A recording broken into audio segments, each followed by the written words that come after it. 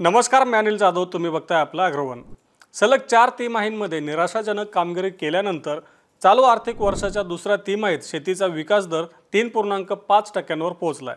त्यामुळे शेती क्षेत्र संकटातून सावरत पुन्हा उभारी घेत आहे, असं निरीक्षण आर्थिक पाहणी अहवालामध्ये नोंदवण्यात आलंय. अनुकूल हवामान, शेती पद्धतींमध्ये सुधारणा आणि केंद्र सरकारनं शेती क्षेत्राला ऊर्जित अवस्था आणण्यासाठी केलेले प्रयत्न यांना त्याचं श्रेय देण्यात आलंय.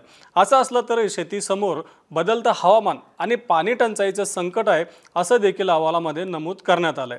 2023-24 मध्ये कृषी क्षेत्राचा विकास दर 1.6% राहिला होता. त्याआधीच्या वर्षी म्हणजे 22-23 मध्ये कृषी विकास दर 4.4% होता. 2017 ते 2023 या काळात शेती क्षेत्रानं सरासरी वार्षिक 5% वाढ नोंदवली होती.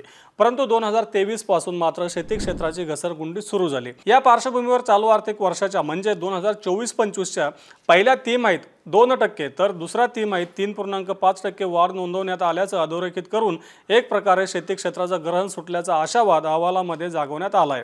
केंद्रीय अर्थमंत्री निर्मला सीतारामन यांनी शुक्रवारी म्हणजेच आज लोकसभेमध्ये 2024-25 वर्षासाठीचा आर्थिक अहवाल मांडला.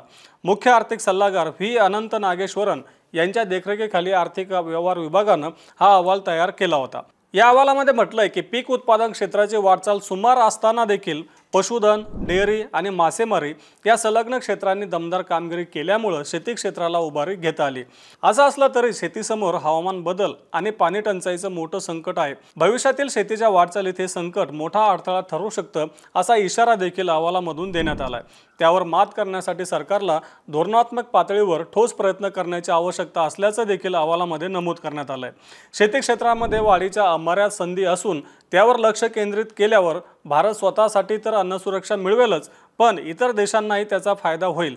परंतु ते साध्य करण्यासाठी केंद्र सरकारला शेतकऱ्यांना भरभक्कम धोरणात्मक पाठबळ द्यावं लागेल, असा सूर अहवालामध्ये व्यक्त झालाय.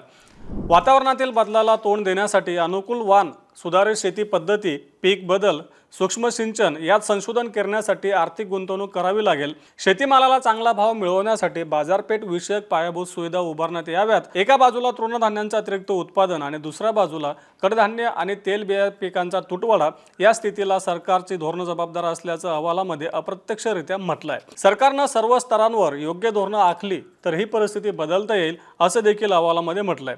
तसंच शेतीमालाचे म्हणजे देशांतर्गत आणि आंतरराष्ट्रीय बाजारात भाव चढे असतील तर देशातील शेतकऱ्यांना त्याचा फायदा घेऊ दिला पाहिजे आणि गरजू घटकांना स्वस्तात शेतीमाल पुरवण्यासाठी सरकारनं स्वतंत्र यंत्रणा राबवावी, अशा कानपिचका देखील अहवालामध्ये देण्यात आल्या. शेतीमाल बाजारातील जोखीम कमी करण्यासाठी वायदे बाजारासारख्या साधनांचं अप्रत्यक्ष समर्थन देखील करण्यात आलंय. तसंच जमिनीची सुपीकता राखण्यासाठी खतांच्या सुयोग्य वापराचे धोरण अंमलात आणण्याची देखील सूचना केलेली आहे. देशाच्या जीडीपीत शेतीचा वाटा 16%वर आलाय, तरी देखील भारतीय अर्थव्यवस्थेचा कणा आजही शेतीचा आहे. आजही 16.1% लोकसंख्येची उपजीविका शेतीवर अवलंबून आहे. मागील दशकात शेती उत्पन्न केवळ 5.23% वाढलं, तर बिगर शेती उत्पन्न 6.24% वाढल्याचं देखील अहवालामध्ये स्पष्ट करण्यात आलंय. देशाला खाद्यतेलाची गरज भागवण्यासाठी आयातीवर मोठ्या प्रमाणावर अवलंबून राहावं लागत असूनही देशातील तेलबिया उत्पादन वाढीचा दर खूपच कमी आहे. शेतीच्या विकासात फलोत्पादन, पशुधन आणि मासेमारीचा वाटा जास्त आहे, तर पिकांच्या उत्पादनाचा वाटा कमी आहे. त्यातही मासेमारी क्षेत्राचा विकास दर हा सर्वाधिक आहे. आर्थिक सर्वेक्षण अहवालात देशाचा विकास दर पुढील वर्षात 6.3% ते 6.8% राहण्याचा अंदाज व्यक्त करण्यात आला आहे. तर चालू आर्थिक वर्षात विकास दर 6.4% राहील. देशाची यंदाची प्रगती गेल्या 4 वर्षातील सर्वात खराब असेल, असं देखील अहवालामध्ये म्हटलेलं आहे. मागच्या आर्थिक सर्वेक्षण अहवालात देशाचा विकास दर 6.5% ते 7% राहील, असा अंदाज व्यक्त करण्यात आला होता. तर भारतीय रिझर्व्ह बँकेने 6.6% विकास दराचा अंदाज दिला होता. यापेक्षा यंदाच विकास दर कमीच राहिला. भविष्यात अर्थव्यवस्थेला युवकांचे मानसिक स्वास्थ्य दिशा देईल, असं अहवालामध्ये म्हटलंय. राहणीमान निवडीचे पर्याय, कामाच्या ठिकाणचे वातावरण आणि कुटुंबाची आर्थिक स्थिती उत्पादकता वाढीसाठी महत्त्वाची असते.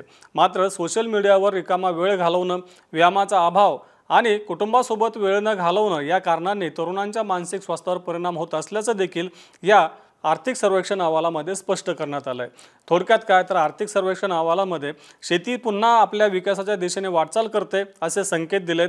मात्र या वाटचालीमध्ये आपल्याला हवामान बदल आणि पाणी टंचाई हे दोन मोठे संकट पुढे भविष्यामध्ये येऊ घातली आहे असं देखील या अहवालामधून स्पष्ट करण्यात आलं आहे। आता या संकटांना तोंड देण्यासाठी सरकार नेमकं शेतकऱ्यांना काय पाठबळ देतं हे देखील पाहावं लागतं। आता एकूणच या आर्थिक सर्वेक्षण अहवालामध्ये जे काही म्हटलं गेलं आहे त्याविषयी तुम्हाला काय वाटतं आम्हाला कमेंट बॉक्समध्ये नक्की कळवा। तसंच रोज सायंकाळी 8 वाजता मार्केट इंटेलिजन्स या सेगमेंटमधून आपण शेतीमालाचा बाजारभाव, सरकारची धोरणं तसंच इतर काही घडामोडींचा आढावा घेत असतो। त्यासाठी आपल्या ॲग्रोवनच्या चॅनलला नक्की सबस्क्राईब करा आणि हा व्हिडिओ जास्तीत जास्त शेतकऱ्यांपर्यंत पोहोचवण्यासाठी लाईक आणि शेअर करायला विसरू नका।